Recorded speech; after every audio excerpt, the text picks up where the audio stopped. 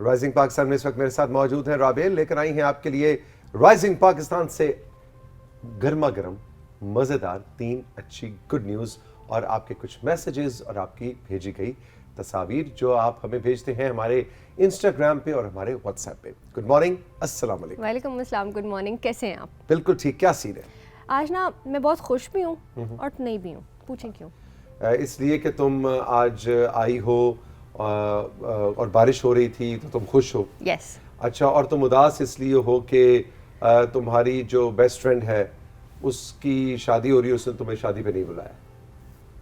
تو میرے ذہن میں یہی آ رہا تھا۔ اس پہ میں نہ خوش نہ ہوتی، خوش اس پہ میں تپتی، اچھا اس پہ میں غصہ ہوتی، میں پکڑتی اس کو۔ تو پھر کیا ہوا؟ خوش اسی لیے ہوں، آپ نے بالکل ٹھیک گیس کیا کہ بارش ہے، اور اداس اس لیے ہوں کیونکہ مجھے زکام ہو گیا بارش کی وجہ سے۔ ایک دوائی لوگی تو 1 ہفتے میں ٹھیک ہوگا، اور دوائی نہیں لوگی تو 7 دن میں ٹھیک ہوگا، اور چوائس تمہاری ہے۔ اوہ، یہ ٹرک ہے، یہ ٹرک، یہ تو مسئلہ ہو گیا۔ زکام جو ہے وہ دوائی لیں تو ہفتے میں اور دوائی نہ لیں تو 7 دن، 7 days میں، باقی آپ کی مرضی۔ ٹھیک ہے، اچھا جی۔ تو اسی طرح ہم آج کے اچھے سہانے موسم والے دن کا آغاز کرتے ہیں بہت ہی اچھی خبر کے ساتھ، اور وہ آئی ہے پاکستان بیورو آف اسٹیٹسٹکس کی طرف سے، جنہوں نے حال ہی میں ہمارا جو جولائی سے دسمبر 2023 کا جو سپین تھا، ٹائم سپین تھا، اس کے اعداد و شمار جاری کیے، جس سے پتہ چلا کہ پاکستان چاولوں کی ایکسپورٹ میں 76% اضافہ ہوا ہے۔ ان 5 سے 6 مہینے کا جو سپین تھا اس میں 76% اضافہ ہوا پاکستان کی رائس ایکسپورٹ میں، اور یہ شرح پچھلے سال کے مقابلے میں جو ہے وہ 76% زیادہ تھی۔ پاکستان کا رائس سیکٹر ملک کے زر مبادلہ میں ایک بہت ہی اہم چیز ہے، ہماری زراعت کی فروغ میں اہم کردار ادا کرتا ہے، اور پاکستان کے چاولوں کی تو مطلب کیا ہی بات ہے، دنیا بھر میں بہت مانگ ہے۔ جی، چاہے سیلا چاول ہو، باسمتی ہو، پوری دنیا میں آپ کو پتہ ہے جب چاول وہاں پہ پیکج ہو کے بک رہے ہوتے ہیں اس میں لکھا ہوتا ہے رائس فرام پاکستان، وہ پھر مارکیٹ میں دیکھیں نا بڑا فخر ہوتا ہے کہ اچھا بھائی پاکستانی چاول جو ہے نا اس کے ریٹ جو ہے نا باقی چاولوں سے کچھ سینٹس زیادہ ہوتے ہیں، مطلب وہ جو ایکسپرٹس ہوتے ہیں ان کو تو دیکھ کے بڑا مزہ ہوتا ہوگا، اور رائس اٹھائے میڈ ان پاکستان۔ ایگزیکٹلی۔ تو اس لیے جو چاولوں کی برآمد سے حاصل ہونے والا زر مبادلہ ہے وہ ملک کی ترقی اور ہمارے ایگریکلچر سیکٹر کی پروموشن میں کلیدی کردار ادا کرتا ہے۔ جی ہاں، لیکن ساتھ ہی ساتھ ہم نے یہ بھی دیکھنا ہے کہ جو بدلتے موسم ہیں، پہلے ہمارے پاس 4 موسم ہوا کرتے تھے، اب ہمارے پاس 2 موسم ہوتے ہیں۔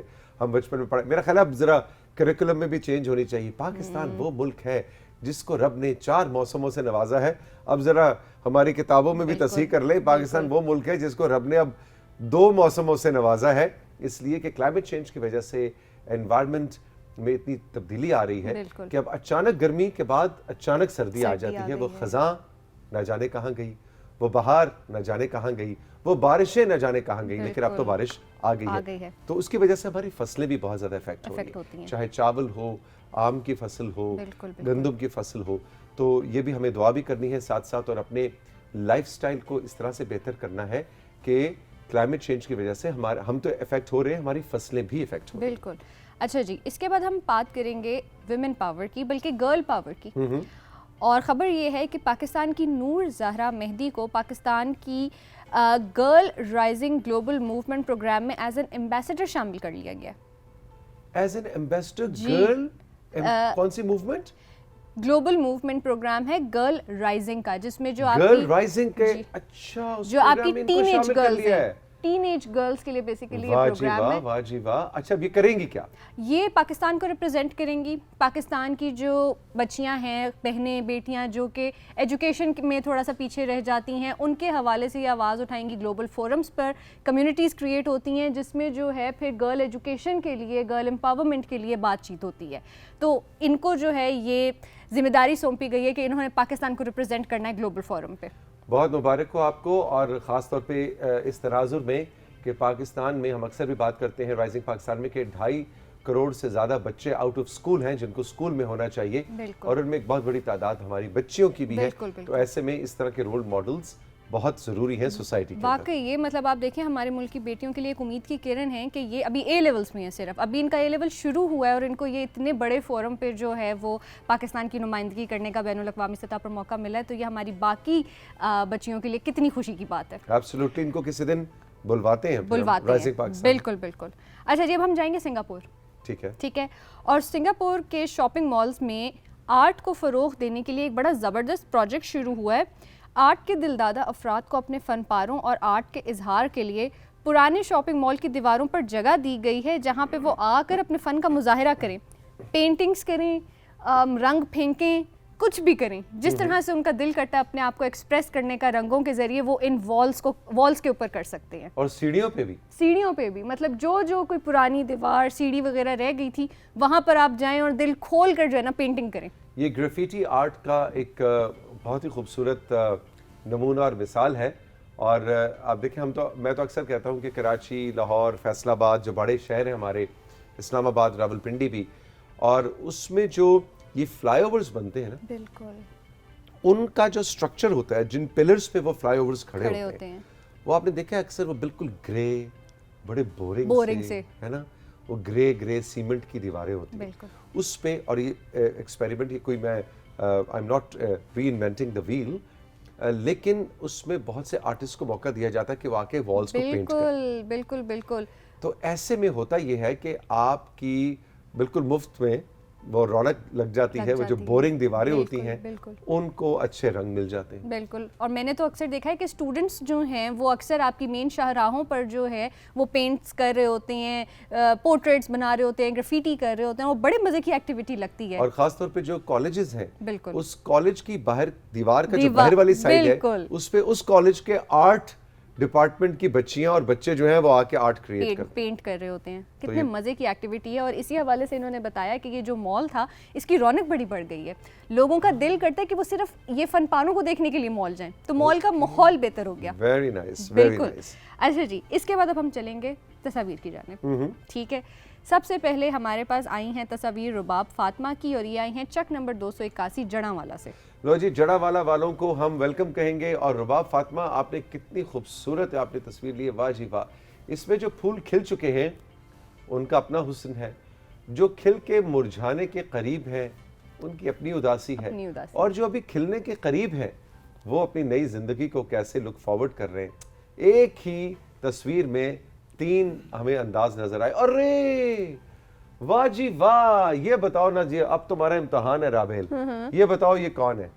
یہ ایک خرگوش ہے اور دوسری بلی ہے. بالکل, خرگوش اور بلی کی دوستی ہے. اور رباب فاطمہ, کیا خوبصورت تصویر آپ نے ہمیں بھجوائی. کھا کیا رہے ہیں؟ ہاں یہ بات, یہ چیریز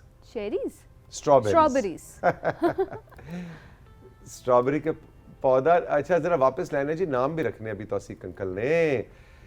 اچھا جی, جو خرگوش ہے اس کا نام رکھا ہے گوشی, اور جو بلی ہے اس کا نام رکھا ہے بلو اور گوشی. بلو اور گوشی ہیں جی, اور بہت پیاری ان کی دوستی ہے. رباب فاطمہ, آپ ان کی ذرا دوستی کی تفصیل بھی ہمیں بتائیں. اچھا جی, اس کے بعد حسن ابدال سے محمد فہد نے تصویر. اچھا, یہ رباب فاطمہ کی یہ بھی تصویر بڑی اچھی تھی ویسے. ہاں جی, حسن ابدال سے محمد فہد نے تصویر. محمد فہد, لو بھائی حسن ابدال والوں کو ہم ویلکم کہیں گے. فہد, یہ راستہ کہاں سے کہاں جا رہا ہے؟ یہ تمہاری زندگی کا سفر ہے یا یہ کیا فلسفہ ہے اس تصویر میں جو ہمیں سمجھ نہیں آیا؟ بہرحال شاباش, thank you for coming to rising Pakistan. لیکن یہ دیکھو نا ذرا, بڑا کوئی غار سا لگ رہا تھا. فہد شاباش, ویری گڈ. اس کے بعد آزاد کشمیر سے راجہ ارشد نے تصاویر بھیجی ہیں. لو جی, ارشد صاحب کو ہم ویلکم کہیں گے رائزنگ پاکستان میں. ارے واہ, یہ کون سا ڈیم ہے, دریا ہے, کیا ہے بھائی یہ؟ ذرا ڈیٹیل بھی تو بتایا کریں ارشد صاحب. پیچھے پہاڑ بھی نظر آ رہے ہیں, زبردست.